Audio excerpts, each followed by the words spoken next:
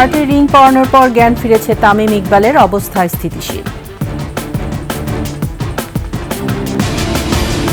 রাজনীতিতে সেনাবাহিনীর হস্তক্ষেপ প্রত্যাশিত নয়, নীলফামারীতে সার্জিস আলম। চট্টগ্রাম সন্দ্বীপ রুটে বহুল প্রতীক্ষিত ফেরি সার্ভিস চালু, বাসিন্দাদের উচ্ছ্বাস।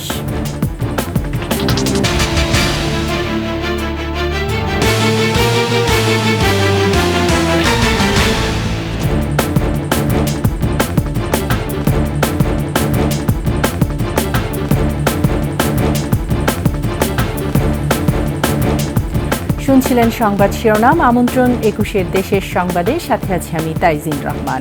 দর্শক, ২১ টেলিভিশনের সংবাদ একই সাথে সরাসরি দেখতে পাবেন আমাদের ফেসবুক পেজ www.facebook.com/2124 অনলাইনে। এছাড়া সাবস্ক্রাইব করতে পারেন www.youtube.com/@21etv চ্যানেলে। হার্টে রিং পরানোর পর জ্ঞান ফিরেছে ক্রিকেটার তামিম ইকবালের। গাজীপুরের ফজিলাতুন্নেসা বিশেষায়িত হাসপাতালের সিসিইউতে পরিবারের সদস্যদের সাথে কথাও বলেছেন তিনি। এখন তার অবস্থা স্থিতিশীল বলে জানিয়েছেন ডাক্তাররা। এদিকে অসুস্থ তামিমের খবর নিয়েছেন প্রধান উপদেষ্টা। সাভার প্রতিনিধি শাহেদ জুয়েলের তথ্য ছবিতে ফিরোজ হোসেনের রিপোর্ট। বিকেএসপির ৩ নম্বর মাঠে Dhaka premier division cricket league বিপিএলে মোহামেডানের হয়ে খেলতে হাজির হয়েছিলেন তামিম ইকবাল।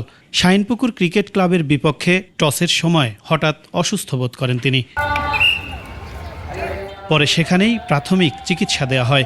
চিকিৎসকরা ভ্রমণ ঝুঁকিপূর্ণ বিবেচনা করায় তাৎক্ষণিকভাবে ঢাকায় পাঠানো হয়নি তাকে। নেওয়া হয় গাজীপুরের ফজিলাতুন্নেসা বিশেষায়িত হাসপাতালের আইসিইউতে। খবর পেয়ে ছুটে যান তার পরিবারের সদস্যরা।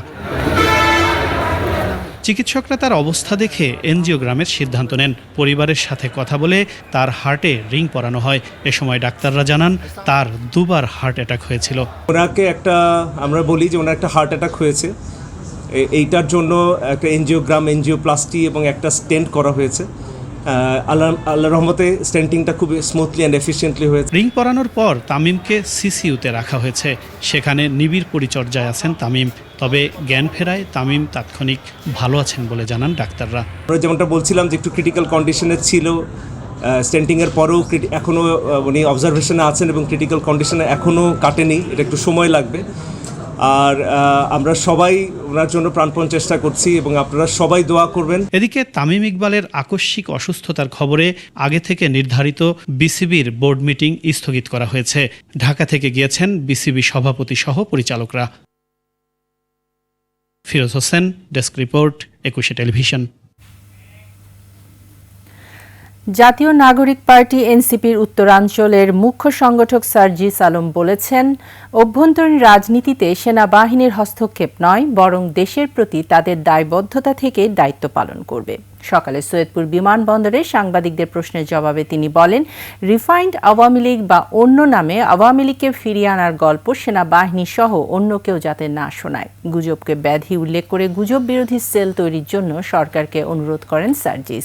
পাশাপাশি জনগণকে সচেতন হওয়ারও পরামর্শ দেন তিনি। সেনা প্রধানের সাথে বৈঠক নিয়ে নিজেদের মধ্যে মতানৈক্য নেই বলেও জানান সার্জিস আলম।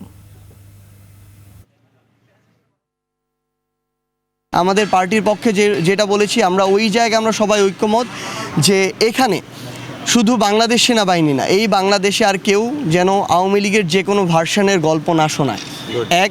এবং দ্বিতীয়ত হচ্ছে আমরা আশা করব যে বাংলাদেশ সেনাবাহিনীর প্রতি আমাদের যে রেসপেক্টের জায়গাটা আছে সেটা প্রতিষ্ঠান হিসেবে তারা ধরে রাখবে।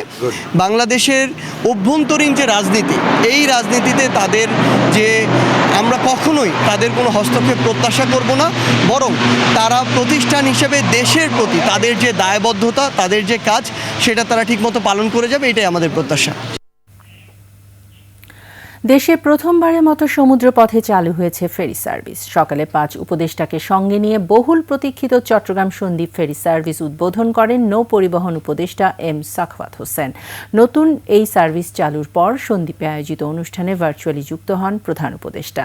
চট্টগ্রাম থেকে রিপোর্ট করছেন হাসান ফেরদৌস, ক্যামেরায় ছিলেন বিপ্লব মজুমদার। চট্টগ্রামের বিচ্ছিন্ন দ্বীপ সন্দ্বীপে প্রায় ৪ লাখ মানুষের বাস।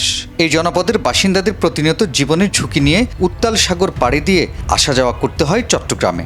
সাগর পাড়ি দিতেই প্রতিনিয়ত দুর্ভোগে পড়েন যাত্রীরা। সূর্য ডোবার পর বন্ধ হয়ে যায় মূল ভূখণ্ডের সাথে যোগাযোগ। দুর্যোগপূর্ণ আবহাওয়ায় থাকতে হয় বিচ্ছিন্ন অবস্থায়।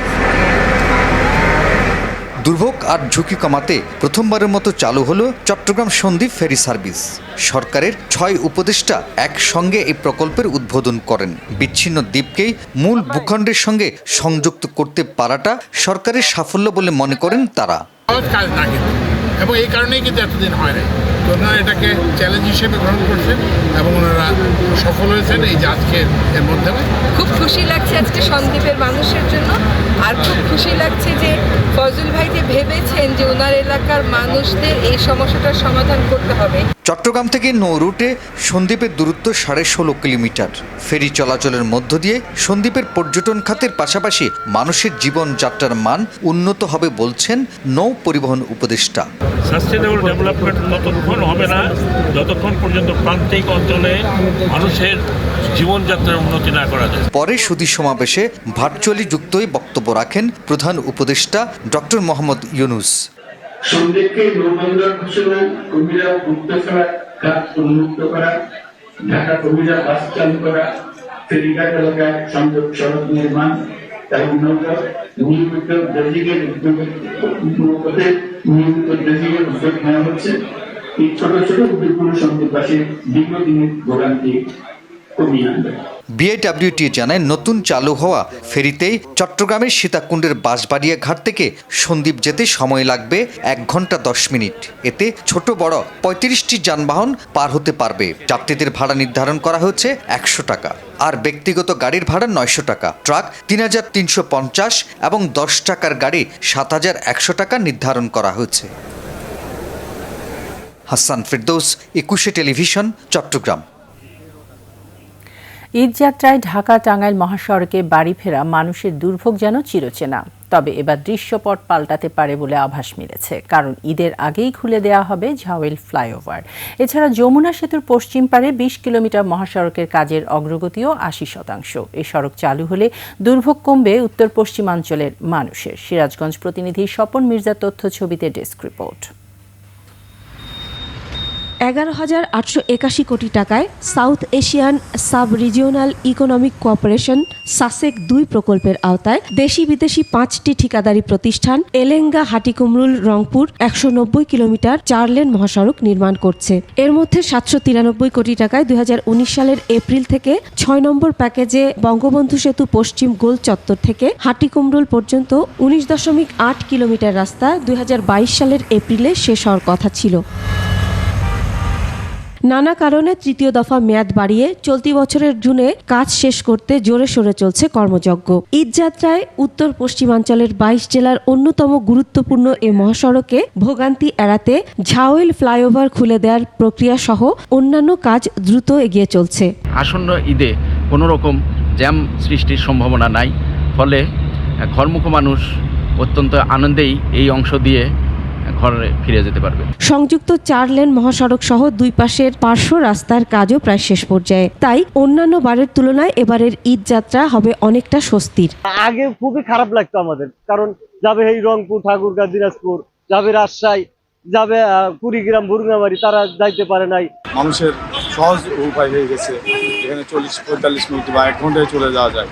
এর আগে তো অনেক কষ্ট ছিল, এখন আল্লাহর রহমতে অত কষ্ট না হওয়ারই কথা। রাস্তা অনেক বড় হয়ে গেছে। যদি হাইওয়ে রোড, যদি এই যে ছোট easy bike, auto, van, CNG, এগুলো অবৈধ পার্কিং, এগুলো যদি বন্ধ না হয় তাহলে যানজটের আশঙ্কা করা যায়। রাস্তায় এপার ওপার হওয়ার জন্য একটু জাম আছে। রাস্তাটা বর্তমানে দেখি 4 লেন হওয়ার পরে কোনো রাস্তার জাম নাম নেই। এদিকে ঈদের সময় মহাসড়কে যানজট নিয়ন্ত্রণ ও নিরাপদ রাখতে পুলিশ এখন থেকেই প্রস্তুতি নিয়েছে। তবে নিরাপত্তা এবং এই নির্বিঘ্ন যাতায়াত করার জন্য হাইওয়ে পুলিশের পক্ষ থেকে সর্বোচ্চ সহযোগিতা করা হবে এবং আমরা এক্ষেত্রে 3 স্তরের নিরাপত্তা ব্যবস্থা নিশ্চিত করব। সব কাজ শেষ করে ঈদ যাত্রায় যেন নির্বিঘ্নে ঘরে ফিরতে পারেন মানুষ, এমনটাই প্রত্যাশা সবার। Masuma Lisa, desk report, 21 television. নিচ্ছি সংবাদ বিরতি। বিরতির পর যা থাকবে। এখনো পুরোপুরি নিয়ন্ত্রণে আসেনি সুন্দরবনের আগুন, পানি সংকটে নির্বাপন ব্যাহত। আবারও আমন্ত্রণ 21 দেশের সংবাদে।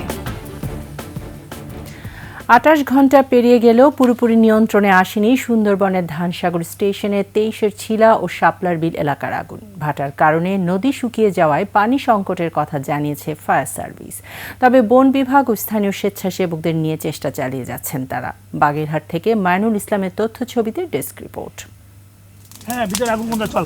রোববার স্থানীয়দের খবরে ড্রোনের মাধ্যমে সুন্দরবনের গহীনে আগুন শনাক্ত করে বন বিভাগ। এলাকাটি দুর্গম হওয়ায় তাদের সেখানে পৌঁছতে অনেক সময় লেগে যায়। এরই মধ্যে পুড়ে ছাই হয়ে যায় বহু এলাকা। 2 দিন বা 3 দিন ধরে আমরা কাজ করতেছি সুন্দরবনে। আমাদের ফরেস্টের সাথে আমরা যৌথভাবে কাজ করি। আমরা গতদিন থেকে বিটিআরটি, সিপিজি এবং ফায়ার সার্ভিস সবাই একযোগে কাজবাজ করে একদম সুন্দরবনে আগুন বর্তমানে নিয়ন্ত্রণে নিয়েছে। আগুন নিয়ন্ত্রণে ভিটিআরটি, সিপিজি, টাইগার টিমের সদস্যদের নিয়ে সেখানে ফায়ার লাইন তৈরি করে বন বিভাগ। তবে ভাটার কারণে গতকাল বিকেল পর্যন্ত পাম্প বসানো এবং পানি দেওয়ার ব্যবস্থা করা যাচ্ছিল না।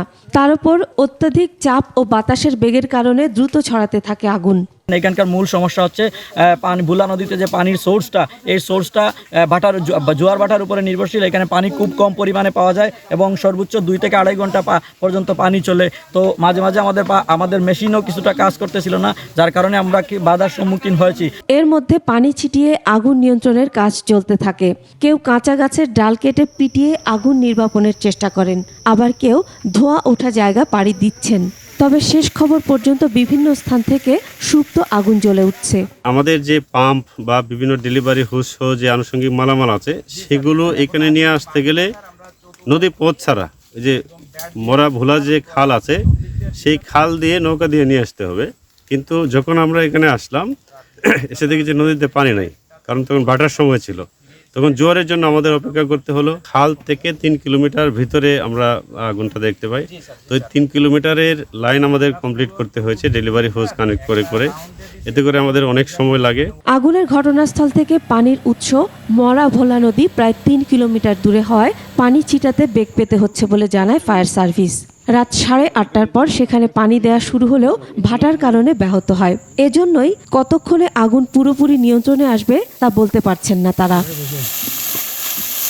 Masuma Lisa, desk report, 21 television.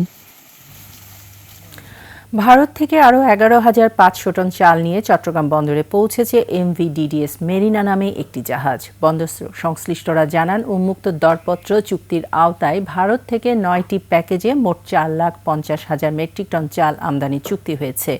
এর মধ্যে 2,85,769 মেট্রিক টন চাল ইতোমধ্যে দেশে পৌঁছেছে। জাহাজে থাকা চালের নমুনা পরীক্ষা করা হয়েছে। দ্রুত এই চাল খালাস শুরু হবে বলেও জানান তারা। এর আগে গত 22শে মার্চ 29,000 মেট্রিক টন চাল নিয়ে চট্টগ্রাম বন্দরে নোঙর করে OBE ডিনারেস নামে একটি জাহাজ। অনুষ্ঠিত হল ঢাকাস্থ বৃহত্তর বগুড়া যুব উন্নয়ন পরিষদের দোয়া ও ইফতার মাহফিল। রাজধানীর IDEB ভবনে সংগঠনের সভাপতি, বিশিষ্ট ব্যবসায়ী ও বিএনপি নেতা শফিকুল ইসলাম শফিকের সভাপতিত্বে বক্তব্য রাখেন কেন্দ্রীয় জিয়া ও শিশু কিশোর সংগঠনের সাধারণ সম্পাদক এবং বগুড়া জেলা বিএনপির সদস্য মোশাররফ হোসেন চৌধুরী, ঢাকা বিশ্ববিদ্যালয়ের সাবেক সিনেট সদস্য প্রফেসর আকবর আলী সিরাজি, ইঞ্জিনিয়ার জাহিদুর রহমান দীপু সহ অন্যান্যরা। অনুষ্ঠানটি পরিচালনা করেন কেন্দ্রীয় কৃষক দলের সহ সম্পাদক অ্যাডভোকেট রবিউল হোসেন রবি। ইফতারের পূর্বে জিয়া পরিবার সহ দেশ ও জাতির কল্যাণ কামনা করে বিশেষ মোনাজাত করা হয়।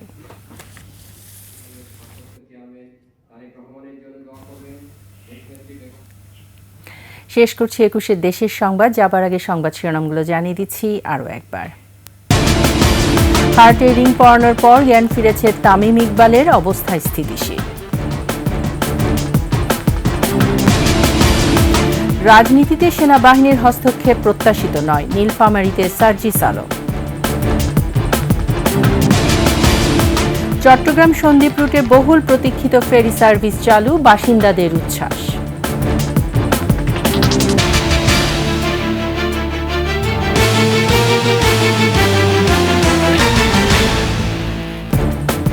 সর্বশেষ সংবাদ জানতে ডায়াল করুন 2021 নম্বরে, আর ভিজিট করুন 21-tv.com এই ওয়েবসাইটে। ফেসবুকে ভিজিট করতে পারেন www.facebook.com/2124 অনলাইনে।